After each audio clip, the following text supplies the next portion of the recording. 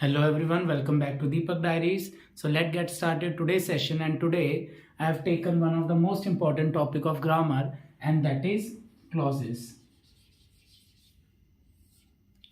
And this topic I have taken on students demand. So ये जो clauses हैं, सबसे पहले समझिए कि होते क्या हैं clauses.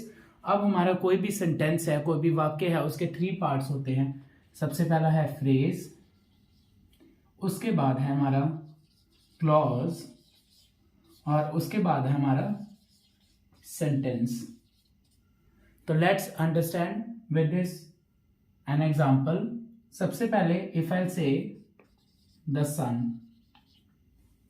अब जब भी मैंने आपको बोला द सन, आप बोलेंगे कि सर ने इसके आगे कुछ नहीं बोला, कोई कंप्लीट सेंटेंस नहीं है, ना ही इसका कुछ मतलब बन रहा है. सर ने सीधा क्या बोल दिया, द सन या सूरज. तो ये क्या है, this is a phrase. This is a phrase जो क्या करता है, एक आप वर्ड तो यूज करते हो पर कोई भी वो सेंस नहीं बनाता. अब मैंने इसमें ऐड कर दिया द सन शाइन्स. मैंने ऐड किया द सन शाइन्स, सूरज चमकता है. अब इसने पूरी सेंस तो बना दी. अब ये क्या है मेरा क्लॉज, जिसमें मेरा क्या है, एक सब्जेक्ट और एक वर्ब. तो डियर स्टूडेंट्स, क्लॉज क्या होता है, जिसमें आपके पास कोई भी सब्जेक्ट होगा, यहाँ आपके पास एक वर्ब होगी. एक सब्जेक्ट और एक वर्ब होना जरूरी है. It will make your clause. एक और एग्जांपल आपको क्लॉज का दिखा देता हूं. The clock strikes. अगर मैं सीधा एक वर्ड बोलता द क्लॉक, सीधा सब्जेक्ट है, इसमें कोई वर्ब नहीं है, कुछ नहीं यूज हो रहा, ये कोई कंप्लीट सेंस नहीं बना रहा, तो ये है फ्रेज. जैसे मैंने इसके साथ एक वर्ब ऐड कर दिया, तो सब्जेक्ट प्लस वर्ब हमारा क्या बन गया, क्लॉज. अब सेंटेंस क्या होता है, जब मैंने इसमें ऐड किया the sun shines in the morning. सूरज कब चमकता है, इन द मॉर्निंग. तो ये मेरा क्या बन गया, कंप्लीट सेंटेंस. इसमें मैंने जब ऐड किया द क्लॉक स्ट्राइक्स एट 12 नून, तो ये भी क्या हो गया, मेरा पूरा एक सेंटेंस बन गया. तो सबसे छोटा पार्ट है एक सेंटेंस का फ्रेज, उससे बड़ा एक जो पार्ट है जिसमें सब्जेक्ट और वर्ब होता है, दैट इज क्लॉज. और जब मैं इसमें कुछ और ऐड कर दूंगा, व्हेन, हाउ, व्हाई, तो वो मेरा क्या बन गया, सेंटेंस. आई होप आपको ये क्लियर हो गया होगा what is the difference between phrase, clause और सेंटेंस. तो आज मैं क्लॉजेस में एक बहुत इंपॉर्टेंट टॉपिक लेने वाला हूं, that is relative clause. Relative clause का दूसरा जो नाम है वो क्या है, adjective clause. That means relative clause जो रिलेशन बनाते हैं, एडजेक्टिव क्लॉज जो हमें क्या कर रहे हैं, हमारे सब्जेक्ट की विशेषता बताते हैं. तो डियर स्टूडेंट, जब भी आप रिलेटिव क्लॉजेस देखोगे, इसमें आपके इंपॉर्टेंट जो क्लॉजेस आएंगे वो है number 1 who, number 2 which, number 3 that, number 4 when, number 5 where.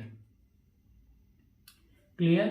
अब सबसे पहले ये जब भी आप रिलेटिव क्लॉज या एडजेक्टिव क्लॉज यूज करेंगे, ये आपको कोई भी नाउन जो आप सब्जेक्ट यूज कर रहे हैं, द बिगनिंग नाउन या pronoun means he, she, it, कुछ भी यूज कर रहे हैं या किसी का नाम यूज कर रहे हैं, ये आपको उसके बारे में कुछ एक्स्ट्रा इंफॉर्मेशन देंगे. कौन देंगे, रिलेटिव क्लॉज.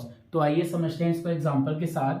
सबसे पहले हु का मतलब होता है जो, विच का मतलब भी होता है जो, और दैट का मतलब भी होता है जो. अब आप बोलोगे सर ने इतने सारे बता दिए कि जो होता है, पर इसमें डिफरेंस क्या है. हु आप तब यूज करेंगे जब भी आप बात कर रहे हैं किसके बारे में, कोई भी लिविंग थिंग्स के बारे में. मतलब आप जब भी इंसानों के बारे में बात करेंगे, आप हमेशा क्या यूज करेंगे, हु. एग्जाम्पल से समझिए, द बॉय. अब बॉय क्या है, लिविंग बीइंग, तो मैं क्या यूज करूंगा, the boy who was standing at the door. That's it. अब मैंने सब्जेक्ट लिया द बॉय, हु मेरा क्या है, हु मेरा है रिलेटिव क्लॉज, जिससे मैं क्या कर रहा हूं, मैं बता रहा हूं was standing at the door. That means जो डोर पे खड़ा है, at the door, he is my brother. That means जो लड़का डोर पे खड़ा था वो मेरा भाई है. अब मैंने इसमें क्या किया, हु को ऐड किया क्योंकि मैं लिविंग थिंग की बात कर रहा था, और इसको मैंने ज्वाइन किया रिलेटिव क्लॉज को रेस्ट ऑफ द पार्ट के साथ। अब ये जो सेकंड पार्ट था वो स्टैंडिंग एट द डोर, जो डोर पे खड़ा था, कहीं और नहीं खड़ा था, डोर पे खड़ा था। ही इज माई ब्रदर, वो मेरा भाई है। तो मैंने नाउन क्या था, द बॉय, उसकी क्वालिटी क्या बताई, ही इज माई ब्रदर। तो इसलिए हम रिलेटिव क्लॉज यूज करते हैं जब हम क्या करते हैं, क्वालिटी बताने की कोशिश करते हैं और एक्स्ट्रा इन्फॉर्मेशन देते हैं अबाउट द नाउन, तब उस केस में हम क्या यूज करते हैं, रिलेटिव क्लॉज। लिविंग थिंग के लिए हमेशा याद रखिए कि आप क्या यूज करेंगे, हु यूज करेंगे। सेकंड है विच आप यूज करेंगे नॉन लिविंग थिंग्स के लिए, और ये भी क्या साउंड देगा, जो। For example, the book which I kept on the table is written by W.B. Yeats। अब यहां पे बात हो रही है द बुक, और बुक मेरी क्या है, नॉन लिविंग थिंग है, तो मैंने क्या इसके साथ ऐड कर दिया विच मतलब द बुक जो टेबल पे पड़ी है वो W.B. ईस्ट द्वारा लिखी गई है। बुक की क्वालिटी क्या है, द W.B. ईस्ट द्वारा लिखी गई है, और मैं एडिशनल इंफॉर्मेशन दे रहा हूं कि वो जो बुक है जो टेबल पे पड़ी है that is written by W.B. East. तो अब समझते हैं दैट, क्योंकि स्टूडेंट्स को हु, विच और दैट में बहुत कंफ्यूजन होती है। सो डियर स्टूडेंट्स, आप जो दैट है वो हु और विच की जगह पे यूज करते हैं। You use in place of who और विच, किसकी सेंस में, जो की सेंस में यूज होगा। अब आप ये भी बोल सकते हो the boy that was standing, the boy that was standing, कि जो डोर पे खड़ा था वो मेरा भाई है। और यहां पे विच की जगह भी आप दैट यूज कर सकते हो। The book that I kept on the table is written by W.B. East. तो डियर स्टूडेंट्स, आज मैं इतना ही रखना चाहूंगा।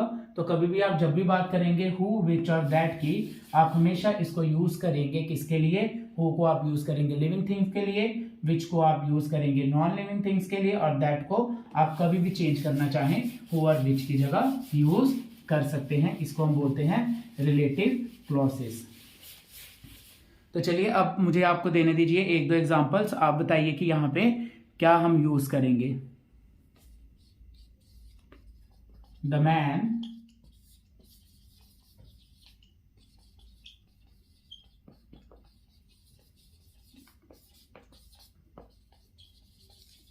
टेल मी, फर्स्ट वाले में क्या यूज होगा, एंड इन सेकेंड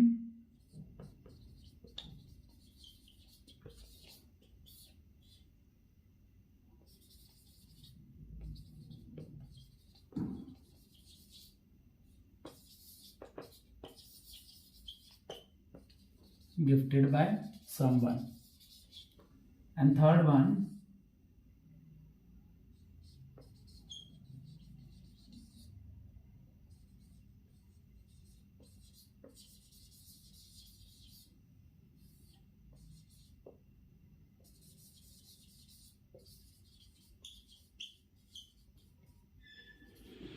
अब now you have to tell me where to use which, where to use who and where to use that। That में आपने हमेशा क्लियर रखना है, दैट हु और विच का रिप्लेसमेंट है। तो स्पोकन इंग्लिश में भी जब भी आप बात करते हैं आप विच, हु और दैट को यूज कर सकते हैं। विच नॉन लिविंग थिंग्स के साथ, हु आप कभी भी लिविंग बीइंग्स की बात करेंगे, इंसानों की बात करेंगे तो आप यूज कर सकते हैं, दैट आप यूज करेंगे। दोनों की रिप्लेसमेंट में आप यूज कर सकते हैं दैट। कई बार हम बोलते हैं the man who is standing at the door, वो आदमी जो डोर पे खड़ा है। The man who is in white shirt, जो इंसान व्हाइट शर्ट में खड़ा है। The book which is on the table, the glass which is on the table. Okay, तो आप इसको यूज कर सकते हैं, दैट भी आप इनकी जगह यूज कर सकते हैं। The man that is standing on the door और the man that is in white shirt, ये भी आप यूज कर सकते हैं। आई होप आपको ये इतना क्लियर होगा। कल के पार्ट में मैं आपको रिलेटिव क्लॉज कंप्लीट करा दूंगा। Thank you, stay tuned, keep subscribing, keep sharing.